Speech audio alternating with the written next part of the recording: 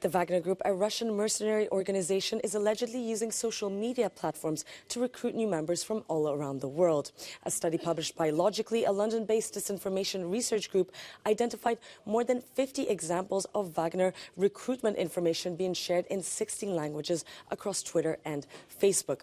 Here's example number one, but in English. The user boasts fighters can make up to 240,000 rubles per month, the equivalent of 2,700 euros per month without bonuses, a well-known propaganda technique used by the mercenary group to recruit fighters.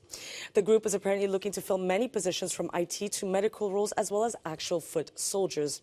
Here's example number two, but this time in Spanish, also trying to recruit fighters and promoting benefits such as, for example, life insurance. The Cube also saw similar posts in French, Vietnamese and Indonesian.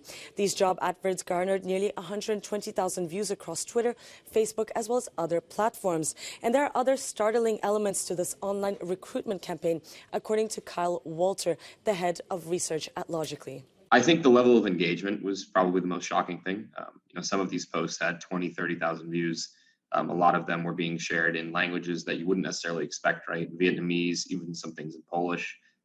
So there's a lot of variety to the different languages and different target audiences, but they were mostly using the same kind of structure. While the researchers couldn't directly attribute the messages to Wagner 100%, well, the style and the arguments presented are very similar to the group's recruitment process back in Russia.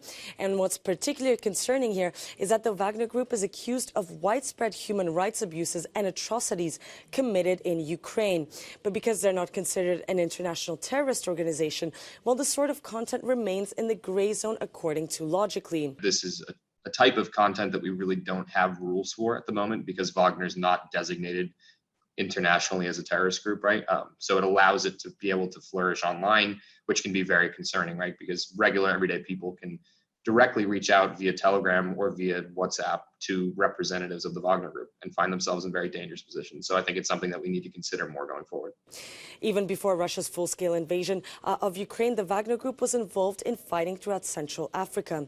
But the organization rose to mainstream prominence in recent months after offering convicted Russian prisoners a chance at freedom in exchange for their fighting in Ukraine.